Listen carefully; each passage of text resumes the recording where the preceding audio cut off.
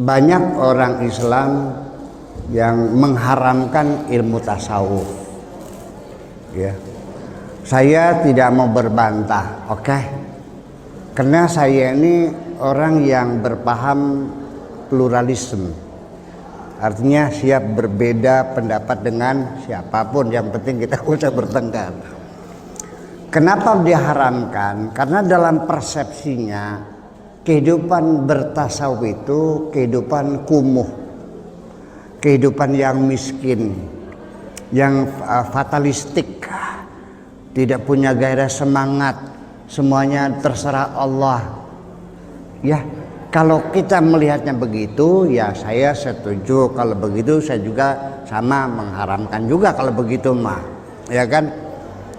Kemudian satu fenomena yang sering dicatat masyarakat, setiap orang mengklaim hidupnya bercorak tasawuf atau sufi, selalu hidupnya sederhana atau miskin sekali.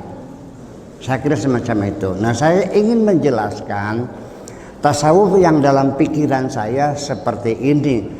Kata-kata tasawuf itu kata-kata sofa, kejernihan, kebersihan. Artinya hati kita yang jernih. Jadi artinya bukan berarti kita orang sufi tidak boleh jadi kaya, tidak boleh usaha, tidak. Pemahaman bagi saya adalah jangan pernah merasa memiliki. Jadi artinya silakan Anda punya harta sebanyak-banyaknya. Katakan punya kota Makassar dah. Ya, katakan nilainya 1.000 triliun umpamanya. Enggak ada masalah, dia bisa menjadi sufi ketika hatinya tidak pernah merasa memiliki.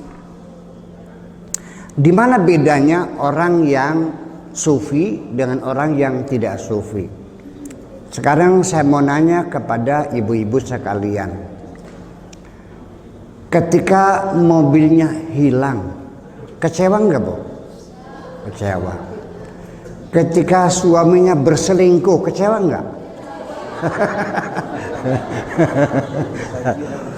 Nah, pertanyaan saya, kenapa ibu kecewa mobilnya hilang? Hah? Apa aja? Ya, kenapa ibu kecewa ketika mobilnya hilang? Ada yang bilang kreditnya belum selesai. Saya tanya lagi, kalau sudah selesai, lunas, lalu hilang, sedih enggak? Oke. Ada lagi mobilnya cuma satu-satunya. Andaikan punya mobil 3, hilang 1, sedih enggak? Udah. Ternyata itu jawaban kamuflase semuanya itu. Sekarang kalau yang hilang itu mobilnya Pak Camat, sedih nggak, Bu? Kenapa tidak sedih? Nah, berarti kesedihan kita ini adalah akibat dari kita merasa memiliki. Itu persoalannya. Kerawanannya adalah ketika kita semakin banyak memiliki, percayalah hatimu akan menanggung banyak kesedihan. Betul? Nah, yang menjadi persoalan, apakah boleh dalam beragama merasa memiliki? Kalau kita bertanyanya kepada syariat, tidak ada masalah. Karena dalam fikih ada hakul mulkiyah, ada hak milik, ada AJB, ada sertifikat, kan begitu? Ada hibah, ada wakaf, ada tukar guling dan sebagainya, diatur kepemilikan secara syariat. Tetapi ketika kita berakidah, kita bicara tentang hati kita, bahwa sesungguhnya apa yang ada di tangan kita itu hanya hak guna pakai sementara. Karena kepemilikan kita ini hanya satu. Lillahi ma fis samawati wa ma fil ardi. Semua yang ada di langit, yang ada di bumi, ini semuanya milik Allah semuanya. Nah, jadi ketika kita merasa memiliki, ini ada satu high treason, pengkhianatan besar bagi kita. Allah mengklaim langit bumi semuanya milikku, lalu kitanya ini juga milikku. Yang jadi persoalan ketika ada dua pihak mengklaim kepemilikan, berantem nggak? Bertengkar nggak? Dengan siapa engkau bertengkar? Wahai manusia memiliki adalah dengan Tuhanmu. Disitulah persoalannya.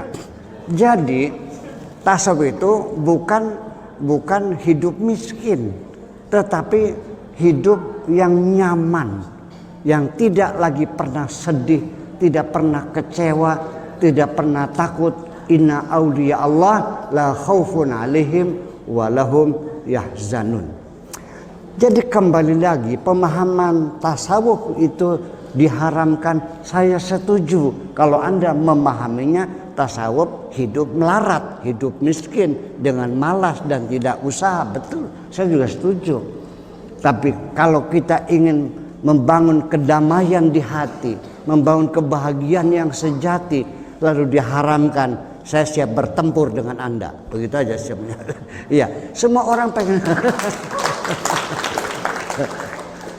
Nih, Bapak sekalian,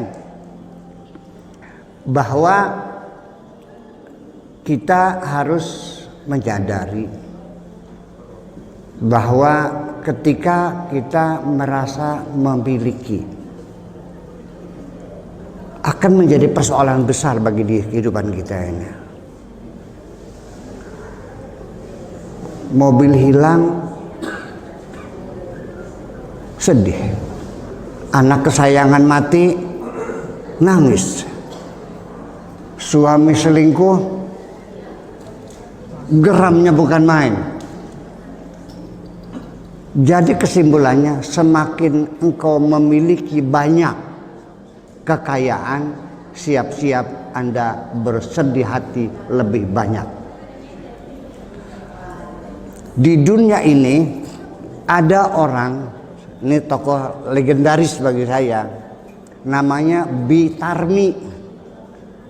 Bitarmi ini adalah seorang perempuan yang tidak pernah bersedih hati ditinggal mati oleh suami. Tahu sebabnya apa? Tidak pernah seumur hidup sedih ditinggal suami. Tahu sebabnya apa? Nggak punya suami. Bitarmi ini tidak pernah marah mobilnya hilang. Tahu sebabnya apa? Karena nggak punya mobil. Bitarmi tidak pernah pingsan di sawah melihat sawahnya dimakan kelowor. Apa sebabnya? Nggak punya sawah. Jadi kalau begitu, siapa yang paling berbahagia di dunia ini adalah orang yang tidak punya apa-apa. Tapi maknanya bukan miskin, semuanya milik Allah. Begitu kita mengatakan semuanya milik Allah, sejak itu engkau menjadi orang yang paling bahagia di dunia ini.